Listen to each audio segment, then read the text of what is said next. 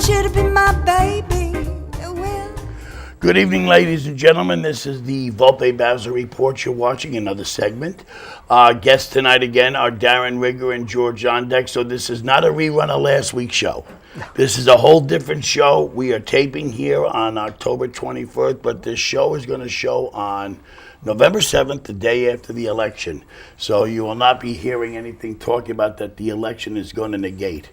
But these gentlemen are here with us to discuss. And Dominic is still out drinking pina coladas. With the 1%, yes. And pressing people's pants. He pressed his suit for me. He did my suit as well. You and I look like brothers. Well, you know what? I'm not going to tell you where we didn't tell him we were here to gang up. I'm not going to tell you where I got this jacket. When I first put it on, my arms went like this. And by the way, I commend Mr. Volpe. So now we started. We were talking behind the scenes, and we're going to talk about stuff that the election did not negate.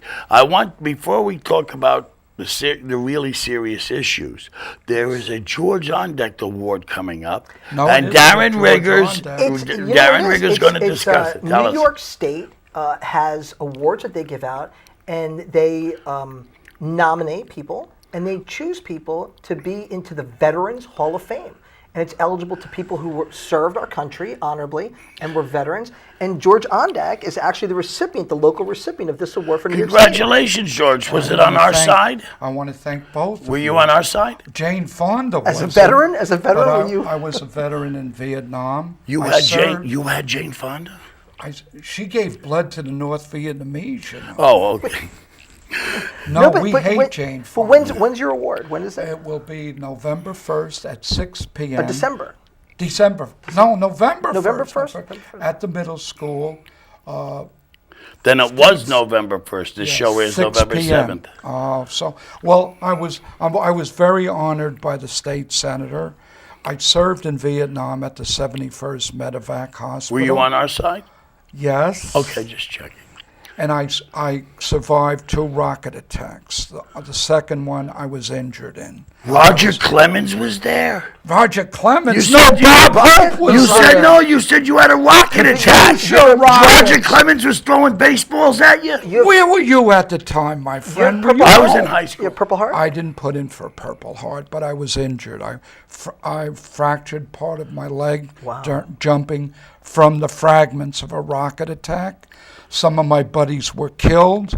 Some of my buddies had their legs blown off. That's why I never put in for Purple Heart, by the way, my friend. The recognition. I thank you. And I'm glad the state senator recognized. And I was almost in tears when I heard this, because for 45 years, Vietnam veterans were spit on. I remember when we they were came told home. to take your uniforms off. I remember that. And see, for Darren, this is a history. What year were you born, Darren? 1969. Okay, so Darren, I got to shake your hand. Yeah. My son was born in 1969 in a military hospital in Denver, Colorado. Oh, wow. Where after I was medevaced from Vietnam, I stayed in the service in spite of my injuries, and I served our country for boys. I was born at a very early age. You got to be serious for a minute. I'm serious now, my friend. I served another year and a half in Denver, Colorado at Fitzsimmons Army Hospital, and my son was born there the same year as Mr. Rigger. And you know what else about 1969? A man landed on the moon. Yep. The Mets won the pennant and the World Series. Well, as I told you, the Jets and the Knicks. As I told you earlier in the day, Neil Armstrong wasn't the first person on the moon. When he got up there, he found out Alice Cramden was already there. Pow! That's right. Now let's get into some issues. Congratulations! Thank it's a wonderful honor. Thank you really you, deserve Mr. Ball. I'm absolutely in awe of the service that some veterans do, which is and I thank you for being there. Now that when we take this on we're going to segue into a discussion we had behind the scenes about gun control. Yep. And I said one of the reasons why I think that people should all be allowed to have weapons, and you called it the baby bumper theory. Okay, we'll explain that in a minute. Is because I've watched all those old westerns, and nobody ever gets mugged in a western. Nobody gets mugged. But anyway, what is the baby bumper? No, the baby bumper theory. It's this theory that if everyone had a baby strapped to the bumper of their car, there wouldn't be any car accidents.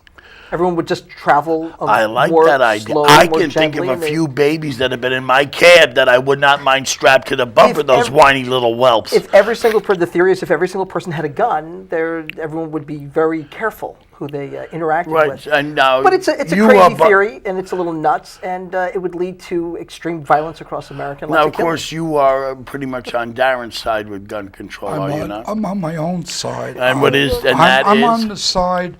I'm a Vietnam veteran again. Okay, I didn't know that. I saw the awesome power an AK-47 or an M16 automatic weapon can do.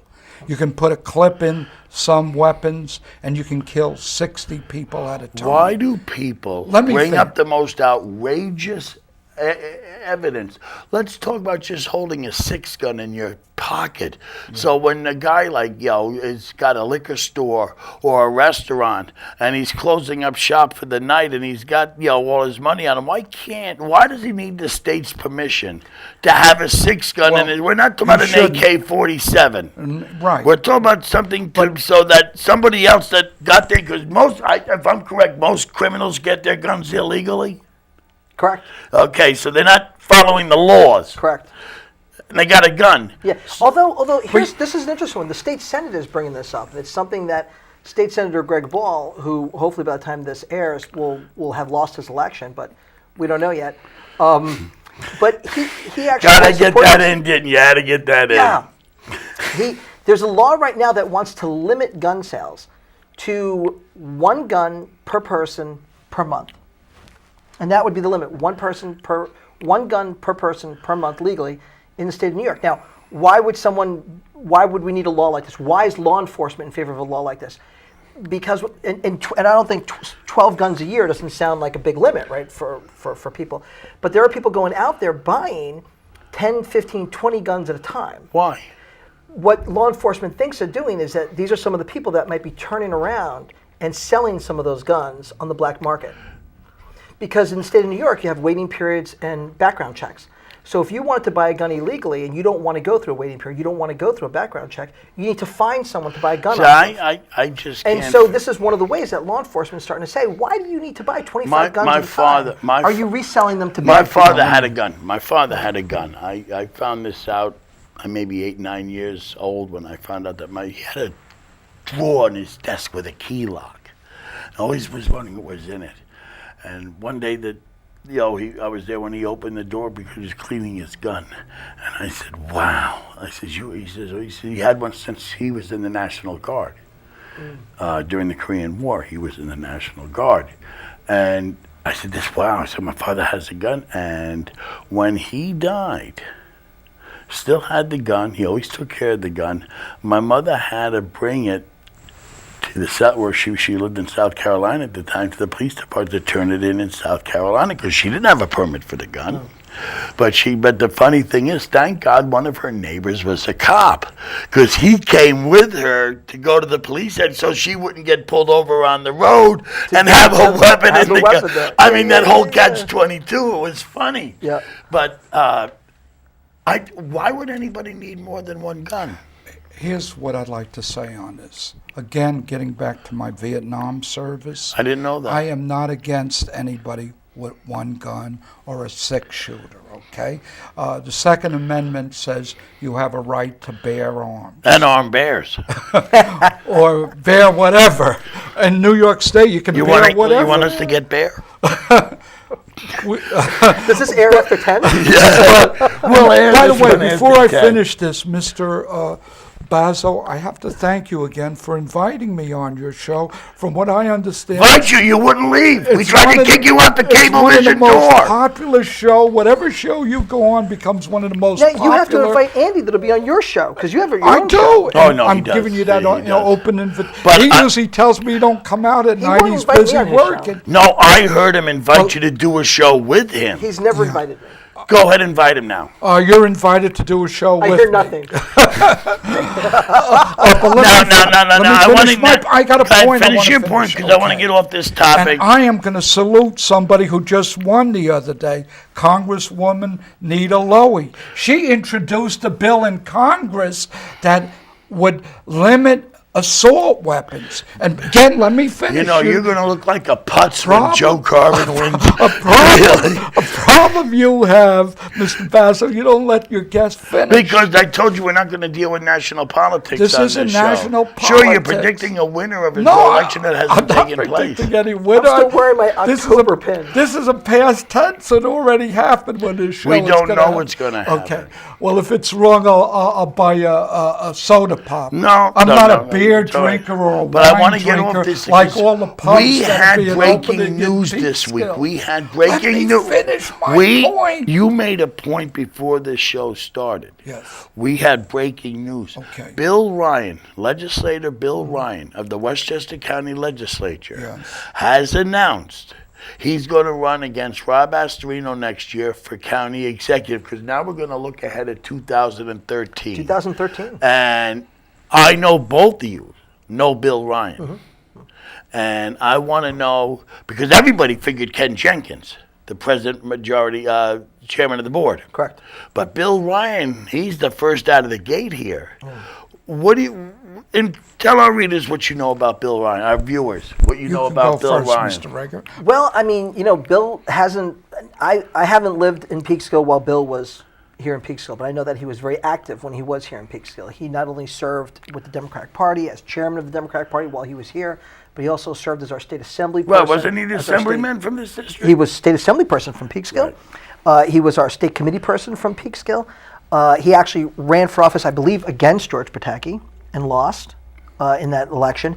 But then years later, he moved down to White Plains, where he kind of, again, got involved in the community, became an activist, became leader of the So it's Democratic been Party. in his blood. Boom. And then, Could've yeah, and been then, in and his then blood. went again, and he was a successful county legislator, and then was chairman of the Board of County Legislators for For a many long years time, yeah. in Westchester County. Now, so what he do is you a know known of Bill entity Ryan? and really well thought of. Actually, although I've followed politics 50 years, I know very little of Mr. Ryan because, as you know, I'm a Johnny-come-lately to Peekskill. I've only Yeah, but you know lived him here from his work 23 on the But county. I'm not. You didn't let me finish. But you know from again. his work on the county legislature. Okay, my opinion. Okay, now my Republican colors are going to come out and my conservative colors. Have a good time. Mr. Astorino is doing a very fine job in keeping the budget down. I know he's cutting a lot of jobs and cutting a lot of programs, but he's a proven tax cutter, and he's doing what he promised. I think anyone will have a hard time beating him. And I'll give you another candidate who hasn't arisen yet, who's a Democrat, that I would vote for if she ran for county executive, Linda Puglisi from Cortland. She's been the CEO of Cortland 21 years and has never raised income taxes above one, property taxes above 1%. She gets 70% of the vote, so you know Republicans are voting for her. So if She you does- do, she- in other words, But I've always said, and Darren can attest to this, that at the local level, the party affiliation is not really important because you don't have veto. Although now this is interesting because Bill Ryan, now that he announced that he's running against for this position, And I hear 'cause he's him- not running against anyone because Ken Right. Jenkins hasn't announced yet that he's running. But assuming that there are people out there that didn't want to be the one to create a primary, that are sitting back there saying to themselves, I'm interested, there might be a mayor or county legislator who's interested in running, but didn't want to go one-on-one against Ken Jenkins. Well, now they look at the math and they say, oh, wow, as long as there's a primary, actually I think- can get my 20%, 30%, and you're going to see a actually think- flood of people running. Mr. You do. You Rigger, I actually think many Democrats are going to come out. I think so. I think a whole bunch of people are So going to when run. are you going to announce? I don't think Rob Astorino is going to have a primary, though. Is he When going to are you gonna announce for announce? John an Testa's not electoral- running, right? I don't think. When are you going to announce? Oh, no. I Do you have You like higher being, aspirations? let me ask you I'm something. having Now, I fun don't where want I to am. talk pizza, but other than you've been now a year. But there's a lot of people that might You've run for been now county I know, legislator but or you've county been, executive. I want to just go off tangent You know? on 1 second. You've been councilman for a year. A year. Have you enjoyed yourself? I have very much, very much. It's been a real incredible learning Because experience. we know you're not There's a- running next year because you're good for 4 years. And Three I Are more you years. sure about that? I- I'm not so No, but I sure. want to know because you know I encouraged you. You know I wanted this.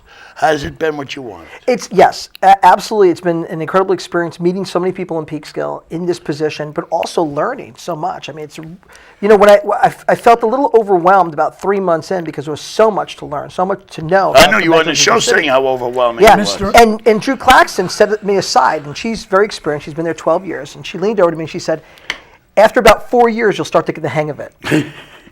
That's good. So I thought that Mr. was Ritter, Now, I there's must an ask issue. you, do you have higher aspirations? I just wanna be- in the future in politics. Honestly, my current aspiration is to be a better council member. As I learn more about every single department about the city, there's a lot to learn.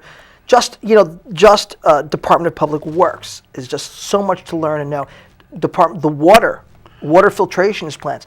What happens? How did the water get to us? What happens to the water after it flushes? This is all the city's responsibility, and it's a lot of information, a lot of knowledge, One a lot of day people. you're going to see Darren. And the budget process is really difficult. I mean, it's a difficult budget here One at day you're going to Peekskill. see Darren Rigger as the Democrat challenger to Greg Ball.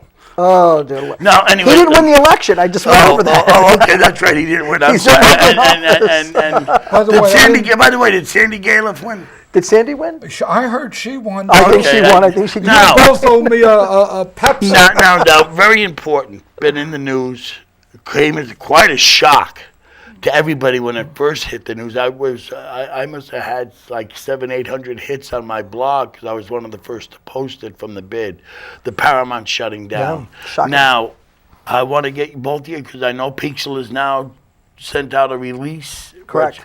But your thoughts on the Paramount shutting? You do first, You want me to George. go first? You first, Okay. George. Because you are an activist. This should not have come as a surprise I'm to an you. activist. This I'm was not a surprise to you, taxpayer. was it? I love the arts. Was this a surprise to you? Yes, it was. Okay, then go It ahead. was. I am shocked. You know why? Why? I happen to know, or I've read in the papers in the past week, the Paramount pays $1 a year to the city of Peekskill, which owns the Paramount. I also know, or I think, the city also picks up its utility bills. Right, I read that. I too. also know that volunteers work there as ushers, getting people in. I also know they just had a big fundraiser where The they spinners. charged $100. No, foreigner. Foreigner, $100 a person, and they had 1,200 people. And then to hear a bulletin that the Paramount Theater for the Arts in Peekskill 2 weeks after that has fundraiser. declared is it was going 2 into weeks after that bankruptcy, fundraiser, folks. and they need $300,000. And something else I left out, that the city and the state spent over $1.5 million to refurbish that theater.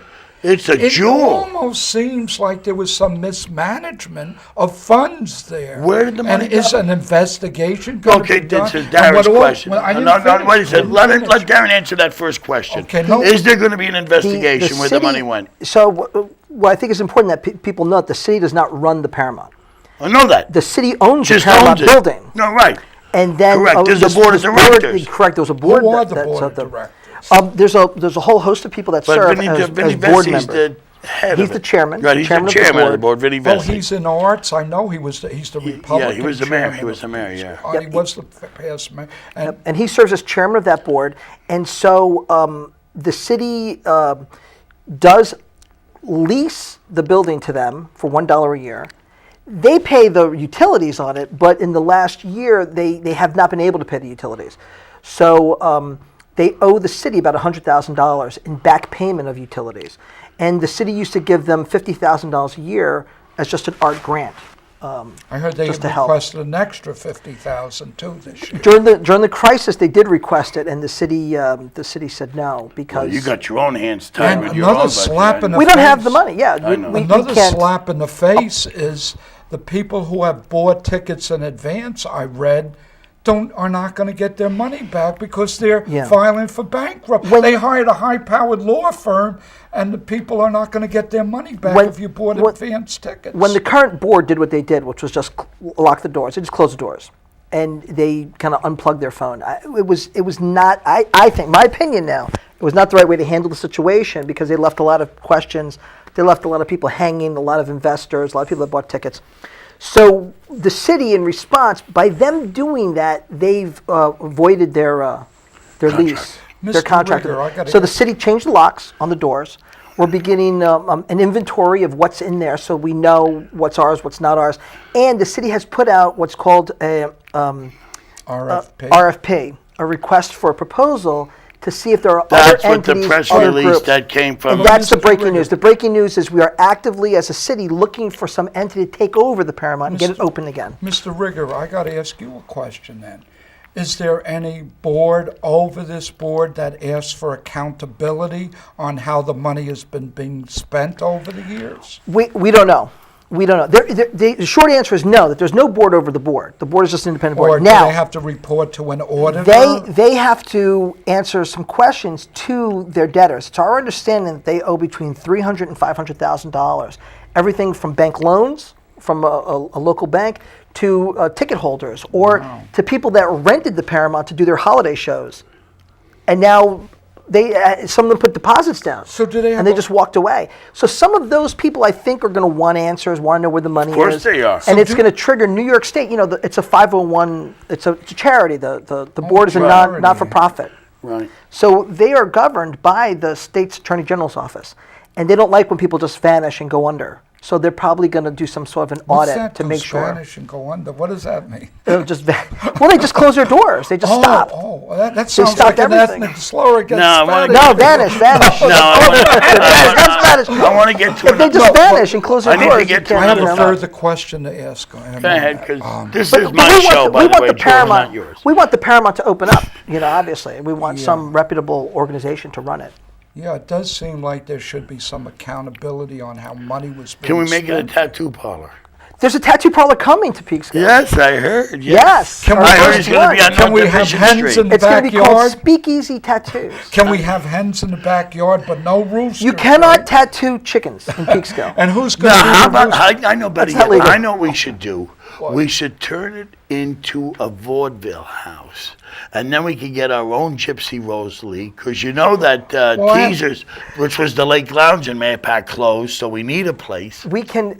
This show is airing after 10. Can we talk about 9:30. I have a follow-up question 9:30. too with that. the Paramount? Why, if the Paramount was having trouble financially, was a neighboring business around the corner which would compete with them given a $300,000 grant?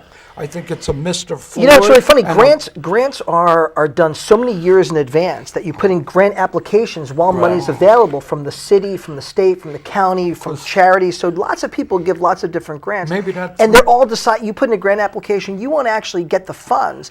I'll give you an example. Does right this now, answer the question, when people who's are better watching than this show, grants too? when people are watching this show, Main Street in Peekskill is kind of torn up a little bit. Yeah. There's a lot of construction It looks going like on. the Burma Yeah. Road. This was money that John Hall fought for us when he Yeah. first was John elected. Hall. Yes. And Congressman When Hall Hall got and a Main Oates- Street grant. I money. know, give It's credit federal where money. credit is due. This Now, is credit that man where has credit not is due. served in office now for years. Right. Yeah, that's how many years it takes for this Mr. stuff. Rigger, I'm So convinced- someone could look at Main Street. Remember the Yorktown Senior Center? Hall got them the money for the to fix it Why up, did people vote and they only for fixed it up this Why did year. people Yeah, it's vote funny. him It's out and put years. this Because I'll man tell you what it is about put Quinn. this Okay, man I'm there. going to tell you I thought we why. weren't doing politics this show. I will explain to you. I will explain to you where people have gotten smarter. They're starting to realize that government grants by any politician is only when the government takes $100 from you, gives you back 10, and says, "Thank me with your vote." And that's what a government grant is. You're getting screwed, and they expect you to kiss them for it. So that's a government grant. Now, I want to get into something here. All local governments are now, not just Peekskill, all local governments are now complaining about their budget process because they're in it now. Most of them, like Peekskill, yours is due December 1st, right? Yeah, so it would have, yeah. So most local governments fall into this. It passed already, apparently, when this show airs, right? No. No. You're going to be negotiating, and I'm not going to ask you any details. But they're all complaining the same thing that Mary Forster did in the news, Mayor Forster, about the unfunded mandates, making it very tough to balance the budget. So now, I have always wondered why politicians live in a vacuum. Because you say the unfunded mandate is what's causing your problems. Yet during an election, you will endorse the candidate because they're in your party that caused that unfunded mandate to hurt you. Why would any politician that runs a city, because I told you, the party affiliation shouldn't matter locally. Why would you go out and endorse the same candidate that you're complaining put these unfair burdens on your budget. And I'm asking you, sir, what sense does this make? Why do they do this? Why do they live in such a vacuum? Well, I don't think they live in a vacuum. What ends up happening is, elections are choices between different individuals. And you're never going to agree with anyone 100%. And even if there's an issue that you're fighting for and they're on your side on that issue, it doesn't necessarily mean they can actually get it done. It's heartbreaking to me as an elected official, knowing that I'll say certain things, like I'll say, I support the arts. I think the arts are important for the city of Peekskill. And then in a budget discussion or making hard decisions, I can't do some of the things I would like to have done. Meaning someone could then come back to me and say, well, you didn't give a grant to help the arts, even though you said you were for the arts. Well, yeah, I'm for the arts, but if I don't have the money to give the grant, that grant ain't coming. So you can have someone that says, I want pension reform.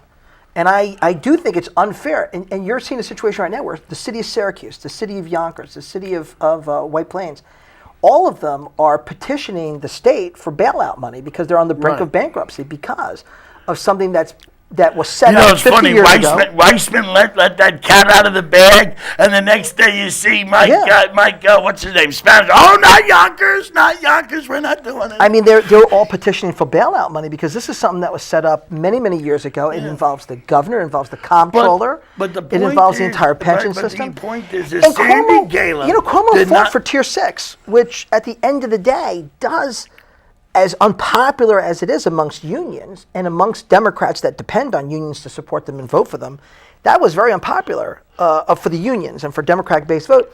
But he stood up and he fought for Tier 6, which just starts to address that issue. Okay. Does it solve the issue? No, but 50 years from now, we'll see the effect of it. George, Mr. Rigger, I have to ask you. We got 2 minutes. Make it quickly. No, you can have the last question, George. Unfunded mandates. When you go in, I know you're not part of the city manager's part of the budget process. But when you have the second highest paid municipal workers in the state of New York, isn't it fair to ask for some givebacks to pay 5 or 10% more on their medical insurance or 5 or 10% on their pension? That's all I'm going to ask. Labor negotiations with the different unions that run the police, the to save the 40 jobs. Absolutely right. And it's the responsibility of the municipality to go in there and negotiate for the best deal possible. You're having that with Astorino saying, if I don't get some help with the unions here, we're going to That's what Peekskill's got to do. The other thing that's happening across all and just to bring this up quickly, we got really quickly, is newer employees are under a different contract than older employees. And so you're seeing municipalities like Peekskill actually create retirement incentive programs to get some people to move out with the higher tier, little more cost effective. You just did that in Peekskill. Yeah, we're trying. Guys, I want to thank you for doing these 2 shows. People are going to get confused because we're wearing the same clothes and everything.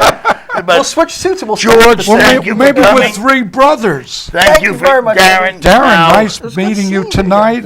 Keep up the good work. I'll probably have you on one more time before the end of the year. I'd love it. We may do a holiday show together, but I'm glad you're happy doing what you're doing. And I'm inviting. This is what I say. What say you? And I'm inviting both of you to come on my show.